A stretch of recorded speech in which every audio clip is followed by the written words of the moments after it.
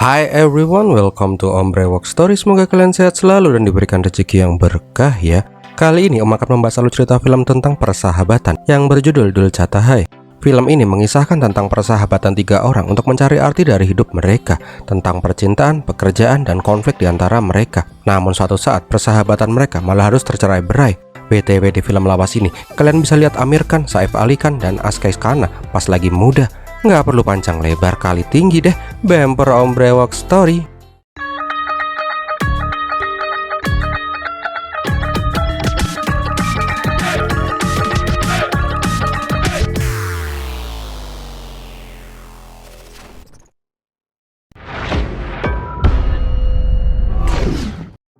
Awal kisah kita diperlihatkan bila ada orang yang dibawa ke rumah sakit dengan kritis. Dokter mengatakan kepada Sid bila pasien yang dibawa itu mengalami kerusakan hati yang sangat parah. Satu-satunya jalan untuk dia hidup adalah melakukan transplantasi hati. Tak lama kemudian, Sid menelpon sahabatnya, Samir. Dia meminta agar ditemani di rumah sakit. Samir jelas saja bingung karena sudah beberapa tahun mereka tidak berbicara lagi. Tahu-tahu si Sid udah ada di rumah sakit aja. Tak lama kemudian, Samir menelpon teman mereka yang bernama Akas. Namun di sini Akas bilang bila dia belum bisa bertemu dengan teman-temannya. Intinya sih, di masa lalu ada perselisihan di antara mereka yang membuat persahabatan mereka pun menjadi renggang. Dan kita pun dibawa flashback beberapa tahun sebelumnya. Diceritakan pada saat itu, Sid menelpon Samir dan Akas untuk datang ke rumahnya karena ada sesuatu yang mendadak. Sebagai sahabat layaknya kepompong yang mengubah ulat jadi kupu-kupu, Samir dan Akas pun langsung ngajar dong ke rumahnya si Sid. Namun sampai di sana mereka malah nyap-nyap, kirain ada yang penting apa gitu. Ternyata Sid yang seorang pelukis ini cuma menunjukin hasil lukisan barunya. Karena jengkel, ya udah deh, mereka malah lempar-lemparan cat sampai pada keluyup semua. Tapi dari sini kita diperlihatkan bila persahabatan mereka itu emang udah deket banget, kental kayak susu kental manis.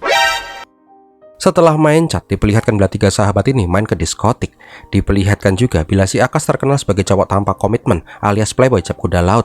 Intinya sih dia tuh celap-celup sana sini. Tapi di sana dia dideketin sama cewek napsongan yang ngejar-ngejar dia terus. Si Depa meminta si Akas untuk joget bareng. Namun Akas mah ogah, dia nggak suka sama cewek yang aktif ngejar-ngejar dia. Nah, di saat semua lagi pada menikmati lagu jedag-jedug, si Sid malah fokus ngelukis di taplak meja. Akas nanya, kok bisa-bisanya Akas bisa halu ngelukis cewek cantik kayak gitu? Ternyata si Akas itu lagi nggak halu, dia emang ngelukis cewek yang ada di bar itu. Melihat mbak-mbak yang punya lesung pipi segaris itu, Akas pun langsung jatuh hati. Akas pun bilang kalau dia tuh pasti bisa mendapatkan cewek lesung pipit segaris itu. Nggak pakai lama, Akas langsung naik ke atas panggung untuk mendapatkan perhatian. Setelah joget-joget yang om sakit karena nanti bakalan kepanjangan, Akas pun langsung mendatangi si Salini. Aslinya sih Salini nggak mau nangkepin si Akas, tapi Akas terus saja mepet kayak koyo yang ditempel di pinggang. Cabang bayi, kok Salini berubah jadi kulkas 2 pintu kayak gini ya? Ternyata cowok yang bernama Rohit itu adalah tunangannya si Salini. Akas yang jiper bilang, sorry, aneh kirain mbak-mbak lesung pipit segaris ini adiknya temanku si Samir. Kampretnya, Samir sama si Rohit itu udah saling kenal. Aduh, alasan apa lagi nih? Kampret bener nih Samir, nggak bilang kalau dia tuh kenal sama si ini gorila. Jelas aja lah si Akas langsung dikasih bogem mentah sama si Rohit. Keesokan harinya diperlihatkan bila si Pria, pacarnya si Samir, nggak suka kalau si Samir temenan sama si Akas lagi. Pria nggak mau si Samir kena pengaruh buruk si Akas. Nah ini nih, cewek emang suka gitu ya. Lah kita yang udah temenan lama tahu-tahu disuruh musuhan sama temen kita. Tapi pas ceweknya disuruh jauh sama temen cowoknya, bilangnya posesif. Oh pantes. Kok malah curhat ya? Udahlah, kendal. Sore harinya tiga sekawan pun kumpul bareng. Diperlihatkan bila mata Akas sudah bonyok kena bogem mentah.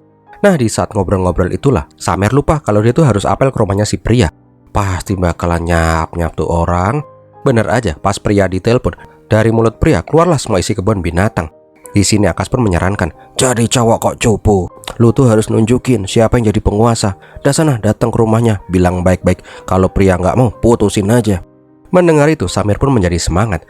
Tapi nggak lama kemudian Pria telepon lagi. Bangkeknya, Akas yang pengen ngebalas si Samir bilang ke Pria kalau si Samir itu nggak ada tuh di sini, mungkin lagi pergi ke cewek lain.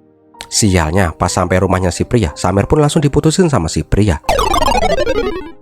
Sore harinya diperlihatkan bila si Sid jalan pulang ke rumahnya. Namun di sana dia melihat ada tetangga baru yang baru aja pindahan. Melihat tante-tante itu mindahin barang sendirian, Sid pun menawarkan diri untuk membantunya. Awalnya si Tante Tara menolak, tapi karena itu koper berat banget dia pun tolah-toleh. Masih di sana atau sisitnya. Bentar nih, Om salfok sama bulu dadanya Sisit udah kayak karpet lapangan futsal aja tuh. Singkat cerita, Sid pun ngebantuin Tante Tara pindahan. Setelah itu, mereka pun ngobrol-ngobrol gitu deh. Di sini Sid pun menawarkan Tara untuk main ke rumahnya kalau si Tara tidak ada kesibukan. Keesokan paginya, diperlihatkan bila Sid dan ibunya hendak pergi keluar. Namun di saat itu, Tara datang berkunjung. Jelas aja lah, Sid seneng banget dan menyuruh emaknya pergi duluan aja.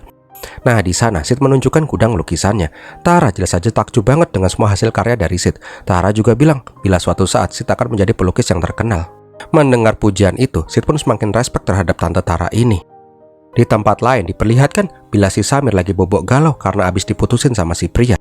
Melihat temennya yang ngondai kayak ulat sagu, Akas pun mengajak sahabat-sahabatnya itu untuk jalan-jalan ke goa buat healing-healing kucing. Dan mereka bertiga pun langsung capcus berangkat ke goa.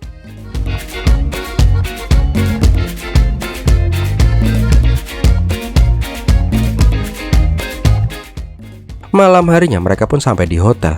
Pas di lobi hotel, si Akas langsung ngumpet sendiri. Ternyata Depa yang selalu ngejar-ngejar si Akas juga nginep di hotel itu. Udahlah, nggak usah ambil pusing. Yang penting healing-healing di pantai deh.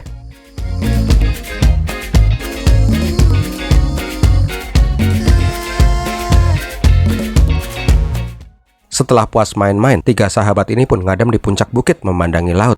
Intinya sih, mereka berjanji akan selalu menjadi sahabat dalam keadaan suka maupun duka. Apapun masalah mereka, semua harus merasakan. Apapun rasa bahagia mereka, semua juga harus merasakan. Pokoknya bestie banget dah.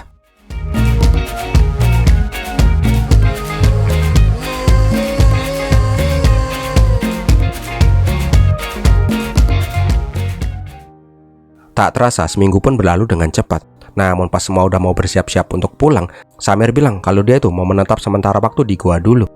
Samir juga mengatakan kemarin itu dia ketemu sama cewek bule dan langsung jatuh hati. Jadi si Samir pengen lebih serius sama tuh cewek. Ya udah deh, Samir pun ditinggal buat usaha deketin cewek bule itu. Sesampainya di Mumbai, Sid diperlihatkan langsung datang ke rumah Tante Tara. Nah, di sini Sid baru tahu kalau Tante Tara itu adalah seorang janda. Dia memiliki seorang putri yang sekarang diasuh oleh mantan suaminya. Intinya si Tara bercerita kalau dulu itu dia adalah pecandu alkohol berat. Karena hal itulah dia pun diceraikan dan hak asuh anak dimenangkan oleh mantan suaminya. Melihat kisah pilu Tara, Sid pun bilang, apakah aku boleh melukis dirimu tante?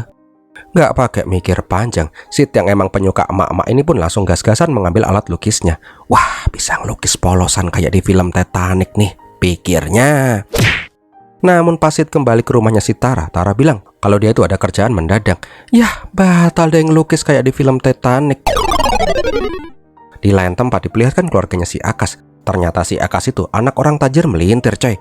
Di sini babenya si Akas langsung to the point. Babenya nggak mau ngeliat si Akas yang udah tua ini selalu main-main aja. Karena hal itulah babe memutuskan bila si Akas akan dikirim ke Australia untuk memegang perusahaan babenya itu. Akas jelas aja ogah. Dia masih pengen ngabisin uang orang tua dan gak mau kerja. Namun babe gak mau tahu Akas harus pergi ke Australia. Tak lama berselang, Akas ditelepon oleh ibunya si Samer. Ibunya Samer menanyakan apa yang terjadi di goa. Kenapa si Samer langsung mengurung diri ketika pulang dari goa. Tak lama kemudian, Sid dan Akas pun datang ke kamarnya si Samer. Terlihat bila si Samer sangat shock alias dah pelolor-pelolor. Awalnya sih Samer ogah cerita, tapi karena terus dipaksa, akhirnya Samer pun cerita. Jadi kemarin itu, dia itu udah serius banget sama cewek bule yang bernama Christine. Bahkan Samer udah niat pindah ke Swiss buat hidup bareng sama si Christine. Pokoknya hari-hari dengan Christine itu sangat bahagia banget dah. Pokoknya buat dia, pokoknya itulah. Namun suatu hari, Christine dan Samer pengen main game tanam-tanam ubi di kamar hotel. Pokoknya di dalam kamar itu udah berantakan dan terdengar suara tralala. Wah, kayaknya tempur. Hehehe, kadal. Si Samer malah diikat-ikat kayak gitu. Walah, kodok. Ternyata Christine itu adalah penipu. Dia pun mengikat si Samer dan menguras semua uangnya. Samer jelas saja shock parah. Sakit sih enggak, tapi malunya itu loh bro. Beberapa hari kemudian diperlihatkan bila si Sid mengikuti pameran lukisan di museum. Kurator museum itu sangat bangga dengan Sid karena lukisannya bagus-bagus. Sedangkan dua lumut berjalan ini cuman plonga-plongo di sana karena mereka nggak ngerti seni sama sekali. Tapi tiba-tiba Sid dikagetkan oleh kedatangan si Tara. Tara mengatakan bila dia bangga dengan Sid yang selangkah lebih maju untuk mengejar mimpinya. Karena hal itulah Sid kembali menanyakan, apakah Dagu boleh melukis tante ini? Karena sudah diberikan izin, sore harinya Sid pun langsung semangat buat melukis tante Tara seperti di film Titanic. Jantungnya pun deg-deg dikduk ser, kepalanya kencot-kencot dan anunya nyut-nyutan. Dan benar aja, pas Tara membuka pintu, Sid pun langsung bengong. Lah, kok pakai baju sih? Duh, ini si Om yang pikirannya ngeres aja kali ya. Singkat cerita, Sid pun menggambar Tara dengan sangat indah. Itu lukisan cuman kepala aja. Ngapain juga tante pakai baju yang bagus segala toh? Di saat yang bersamaan di rumahnya si Samir, diperlihatkan si Samir disuruh menemui teman orang tuanya. Intinya sih, emaknya Samir pengen menjodohkan Samir dengan anak sahabat mereka yang bernama Puja. Samir jelas saja ogah lah dijodoh-jodohin kayak gitu. Karena terus didesak, si Samir akhirnya luluh. Dia pun bilang akan menemui cewek yang bernama Puja itu. Tapi jawabannya udah pasti, dia ogah dijodohin.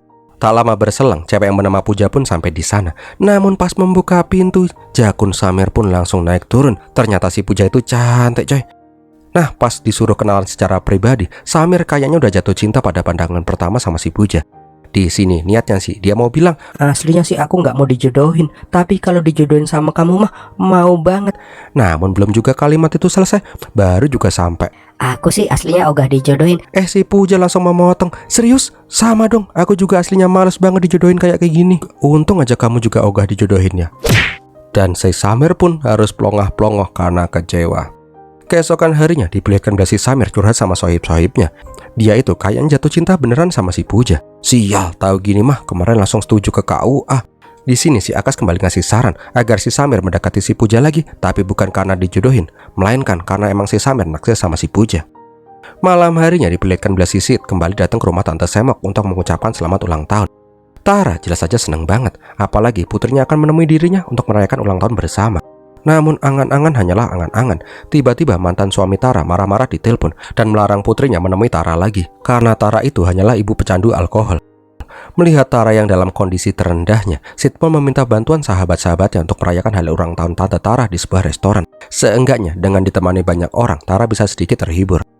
Singkat cerita, setelah merayakan ulang tahun Tante Tara, Sid pun bilang ke teman-temannya kalau dia itu kayaknya jatuh cinta deh sama tuh tante-tante. Jelas saja Samir dan Akas pun kaget banget, apalagi Tante Tara itu 15 tahun lebih tua daripada Sid. Namun Sid terus mengatakan bila dia itu udah cinta mokat sama tuh tante-tante Semok. Sialnya, Akas yang emang dasar mulutnya nggak punya handrem malah bercanda. Kalau lu cuman pengen ngerasain tuh tante-tante, tinggal deketin aja bro. Kalau lu udah puas tinggalin aja deh, kan simple. Karena ucapan Akas itulah, Sid pun langsung menampar si Akas. Dia nggak menyangka omongan itu bisa keluar dari mulut sahabatnya sendiri. Dan mulai dari saat itulah, Sid dan Akas pun sudah tidak pernah bertegur sapa lagi. Samir yang melihat dua sahabatnya ini masih ambek-ambekan, mencoba mendamaikan. Tapi si Akas tidak mau meminta maaf duluan karena dia merasa tidak bersalah. Akas juga bilang, lagian kita gak akan bertemu lagi. Nanti siang Ane mau berangkat ke Australia. Di sana mau temenan sama koala aja yang gemesin. Dan angel. Setelah menemui si Akas, Samir datang ke rumahnya si Sid. Niatnya sih dia mau mengajak Sid ke bandara biar si Akas dan Sid bisa damai. Namun ibunya Sid bilang kalau Sid lagi keluar kota untuk melukis pemandangan. Alah, susah bener ndamain orang ya. Siang harinya diperlihatkan si Akas diantar orang tuanya ke bandara. Tapi entah kebetulan apa emang disetting sama sutradara film ini, si Akas dapat kursi sebelahan bareng mbak-mbak lesung pipis segaris, Salini. Jelas aja Akas langsung kembali usaha deketin Salini dong. Kesempatan emas nih bos, mumpung herdernya nggak ada. Awalnya sih Salini ogah nanggepin, tapi karena si Akas itu orang yang ngebanyol banget, suasana pun menjadi cair. Bahkan si Akas mengajak si Salini jalan-jalan di Sydney kalau ada waktu. Singkat cerita, mereka pun sampai di Sydney. Diperlihatkan juga bila si Salini dijemput oleh pamannya, Mahes. Nggak lupa, si Akas juga dikenalin sama si Mahes. Tapi baru juga mau PDKT sama omnya si Salini, Akas udah dijemput sama orang suruhan babenya si Akas. Keesokan harinya diperlihatkan bila si Akas sudah bekerja sebagai pemimpin perusahaan. Namun dia kelihatan gak tenang. Nah bener aja, pas jam makan siang, si Akas langsung mengajak si Salini buat lunch bareng. Di momen ini Akas dan Salini pun semakin terbuka dan semakin dekat. Bahkan pas pulang Salini curhat sama si Mahes kalau si Akas itu nyenengin banget pas diajak ngobrol. Namun raut wajah Salini tiba-tiba berubah ketika herder Vrindavan si Rohit menelpon si Salini. Apalagi Rohit langsung ngamuk-ngamuk ketika tahu si Salini habis jalan sama si Akas. Di lain tempat diperlihatkan bila si Samir datang ke rumahnya si Puja. Di depan pintunya dia mencoba latihan nembak si Puja. Kadal malah kebuka. Ternyata si Puja lagi diapelin sama pacarnya. Karena nggak mau menyerah, Samir pun langsung ngintilin si Puja sama pacarnya ke restoran. Sesampainya di restoran, Samir pura-pura ketemu si Puja secara nggak sengaja. Kok nggak diajak makan bareng ya? Untungnya si Sabot lah yang menawarkan Samir untuk join bareng. Kodok nih orang, kursi emak-emak main disikat aja.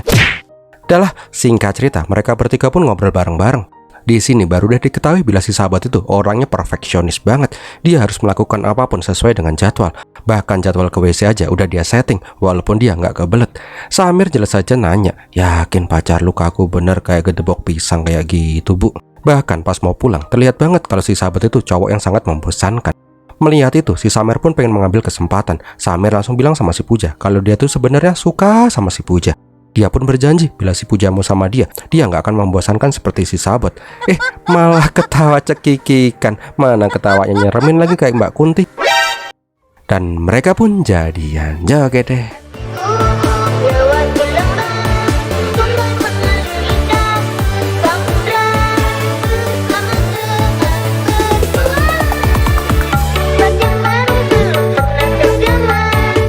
Udah lah, nggak usah lama-lama, nanti kepanjangan juga filmnya. Kembali lagi ke Akash dan Mbak-mbak lesung pipis segaris yuk. Nah, diperlihatkan bila si Akash dan Salini semakin dekat. Bahkan Mahes juga mendukung Salini sama si Akash aja. Jogetlah. Sahabatku dari luar angkasa, apa yang terjadi? Oh, mungkinkah sejenak bintang utara bermain. Sama kayak tadi, nggak usah lama-lama. Setelah puas joget-joget dan main-main, pasangan bucin dadakan ini pun mau pulang ke rumah. Sialnya, pintu sampai malah ketutup duluan. Padahal si Salini belum masuk. Kasihan bener nih mbak-mbak, mana nggak bawa uang lagi. Karena ditinggalin sama si Akash, Salini pun hanya bisa duduk termenung di pojokan. Sialnya, di sana malah ada gelandangan yang mencoba mendekati si Salini. Ketika Salini udah ketakutan parah, muncullah superhero Vrindavan dengan keringat yang berkecucuran. Melihat Salini yang ketakutan sama tuh gelandangan, tiba-tiba si Akash langsung memeluk tuh gelandangan. Sini, gua leletin keringet. Karena dilelet-leletin keringet, tuh gelandangan pun langsung kabur lah. Nah, Akash udah, Samir juga udah. Sekarang gilirannya Sisit yuk. Diperlihatkan bila emaknya Sisit meminta Sid segera menemukan calon istri. Emaknya udah pengen gendong cucu. Di sini Sid pun bilang kalau dia itu kayaknya suka deh sama tuh Tante Tara dan pengen mencoba serius sama tuh Tante Tara. Emak jelas saja kaget lah. Lah, Tara jauh lebih tua daripada Sid, apalagi Tara janda lagi. Emak bilang, Sid udah dicuci otaknya sama si Tara. Si Tara tua itu hanya memanfaatkan si Sid aja. Sid jelas saja langsung membentak emaknya lah. Tapi sialnya, Tara ternyata sudah berdiri di sana. Tara yang mendengar itu bilang ke Sid untuk mendengarkan ibunya saja. Ketika Sid mengejar Tara ke rumahnya, Tara marah-marah kepada Sid. Tara mengatakan bila dia tidak menyangka bila Sid menyukai dirinya. Apalagi Tara sudah menganggap Sid sebagai sahabatnya. Intinya sih, Tara udah nggak mau berhubungan lagi sama Sid. Namun Sid mengatakan bila dia itu sangat tulus mencintai si Tara. Nggak tahu kenapa, pokoknya pas melihat tante-tante semok ini, dia pun merasa happy. Namun si Tara tetap meminta si Sid untuk segera pergi. Setelah itu, diperlihatkan bila si Sid meminta maaf ke ibunya. Tapi dia tetap ingin mencoba mencintai si Tara karena dia sudah sangat cinta entat sama si Tara. Di sini akhirnya ibunya pun mengerti. Kembali lagi ke Akash. Ini film melompat-lompat mulu ya. Diperlihatkan bila si Akash diajak Salini untuk nonton opera bareng. Jelas aja si Akash langsung iyakan lah. Singkat cerita, mereka berdua pun menonton opera tentang cinta yang sangat tulus. Melihat pementasan opera itu, Salini pun bahkan sampai meneteskan air matanya dan mewek jelek. Di sini Salini meminta si Akash menutup matanya dan bayangkanlah siapa orang yang paling pantas diperjuangkan seperti dilakon di opera itu. Akash yang memejamkan mata heran karena orang di dalam lubuk hatinya itu adalah si Salini. Akash pun menyadari untuk pertama kalinya dia merasakan jatuh cinta yang amat sangat dengan seseorang wanita. Malam harinya ketika mengantar pulang si Salini, Salini menanyakan siapa sosok yang ada di benak Akash pada saat memejamkan mata tadi. Di sini Akash pun bilang bila orang itu adalah wanita yang paling berarti untuk dirinya. Tapi belum juga bilang siapa tuh orang. Herdernya Salini ternyata udah ada di depan rumah. Rohit yang tahu Salini sering pergi sama si Akash langsung terbang ke Australia. Di dalam, Rohit juga langsung ngamuk-ngamuk karena tunangannya malah main gila sama cowok lain. Bahkan Rohit langsung mengancam Salini dengan hal-hal yang buruk kalau dia masih berhubungan dengan si Akash. Karena tidak ingin ribut, Salini pun pergi ke sebuah kafe. Tapi anehnya, dia selalu melihat bayangan si Akash di benaknya. Ada, kayaknya udah jatuh cinta beneran nih sama si Akash. Keesokan harinya, sekretarisnya Akash memberitahu bila tadi ada telepon dari Salini. Nggak pakai lama, dia pun menelpon si Salini. Tapi sialnya yang mengangkat adalah si Rohit. Di sini Rohit bilang terima kasih kepada si Akash. Gara-gara si Akash, pernikahannya dengan si Salini akan dimajukan minggu depan. Jelas aja Akas langsung lemes dengkulnya dong. Bahkan pas Akas berbicara dengan Salini hanya bisa terdiam dan meminta si Akas datang ke makan malam perpisahan nanti malam. Aslinya sih Akas mah udah males datang, tapi dia pun menunjukkan kejentelannya datang ke rumahnya si Mahes. Singkat cerita, makan malam pun tiba. Karena jengkel melihat si Akas, Rohit pun malah pengen show off dan bilang ke Mahes, "Om, tahu nggak pertemuan Akas sama Salini pertama kali itu kayak gimana? Kocak dah, gua tinju tuh mukanya belinnya si Akas." Di sini Akas pun bilang dia sangat beruntung karena waktu itu dia hanya ditinju. Kalau dia yang jadi pasangan Salini, dia pasti akan membunuh orang yang mengganggu si Salini. Dan Rohit pun langsung kicep kena mentalnya. Singkat cerita, Akas pun meminta izin pulang. Sebelum itu dia mengucapkan selamat atas pernikahan Salini dan Rohit. Namun tiba-tiba Salini pun keluar mengejar si Akas. Dia meminta maaf ke Akas dan berkata, mungkin kalau Akas tahu alasannya menikahi si Rohit, Akas akan memakluminya. Dan mereka pun berpisah dengan haru biru. Setelah kejadian itu, Akas pun mencoba tegar, tapi di lubuk hatinya yang terdalam, dia pun ambyar banget. Begitu juga dengan si Salini, dia juga kelihatan ambyar karena kehilangan Akas dan harus nikah sama si Rohit yang suka main kasar.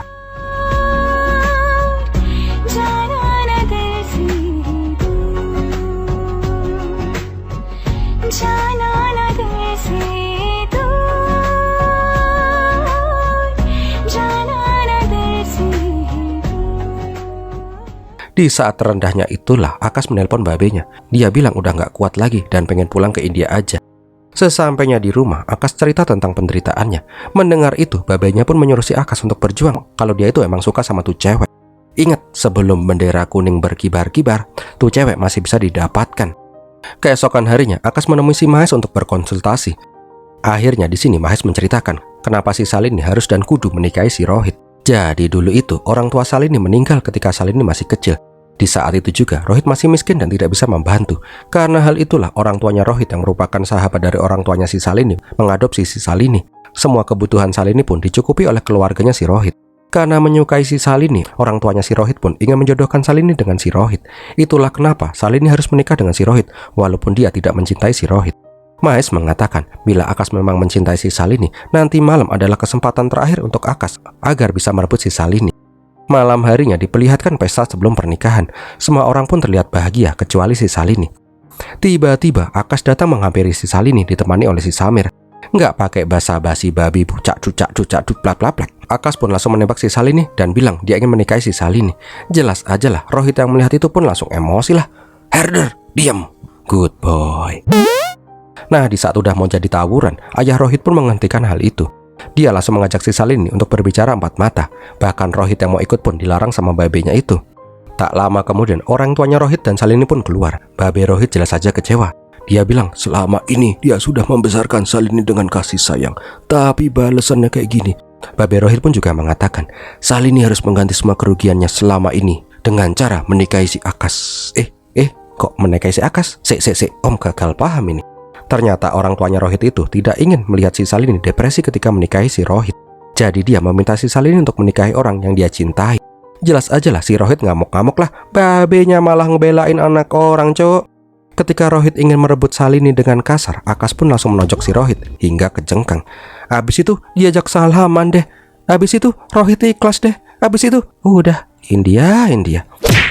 Ingat loh ini teman-teman, ini hanya berlaku di film-film India aja. Jangan habis nonton film ini kalian datengin pernikahan mantan kalian terus ngelakuin kayak gini. Bisa diarak satu kampung kalian. Dan flashbacknya pun berakhir. Diperlihatkan di masa kini, Samer dan Sid tidak menyangka bila Akas yang playboy parah dan anak manja yang tukang ngabisin duit orang tua bisa segentle itu demi memperjuangkan cintanya. Di lain tempat diperlihatkan bila si Akas sedang duduk termenung. Aslinya sih dia kangen sama sahabat-sahabatnya, tapi dia masih gengsi minta maaf sama si Sid. Nah, pas mau ngapel ke rumahnya si Salini, di jalan si Akas melihat orang-orang yang mengingatkan dirinya tentang persahabatannya dengan Samer dan Sid. Tak lama kemudian Akas menelpon si Samir. Dia meminta maaf kepada Sid dan Samir. Sid jelas saja bahagia banget karena akhirnya Akas mau berbicara dengannya lagi. Sid juga meminta si Akas untuk bertemu, tapi ternyata Akas sudah berada di rumah sakit itu. Dan mereka berdua pun saling berpelukan. Duh, damai banget liatnya ya. Namun kebahagiaan mereka harus dirusak ketika suster bilang bila pasien yang dirawat itu sudah siuman dan ingin bertemu dengan Sid. Ternyata orang yang dirawat itu adalah Tante Tara. Setelah kejadian tempo hari itu, Tara kembali menjadi pecandu alkohol. Bahkan dia sempat mendapatkan penganiayaan ketika hendak menemui putrinya.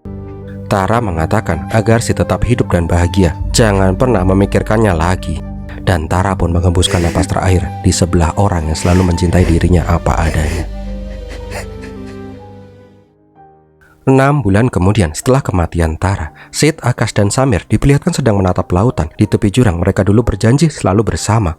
Diperlihatkan juga bila si Pooja dan Shalini juga ikut dengan mereka. Aduh, kasihan bener si Sid sendirian. Namun ketika hendak bergabung dengan yang lain, Sid melihat warga lokal yang kebetulan lagi ada di sana. Melihat mbak-mbak yang katanya warga lokal tapi mukanya bule banget ini, Sid pun akhirnya kembali membuka hatinya. Dan di akhir film, 3 sahabat ini pun berhasil menemukan wanita idaman mereka masing-masing. Dan filmnya pun berakhir. Wow, gimana film ini sob? Semoga menghibur ya. Kalau kalian suka silahkan like, komen, dan share. Jangan lupa yang belum subscribe lah. Terima kasih sudah menonton dan Pirmi latihin.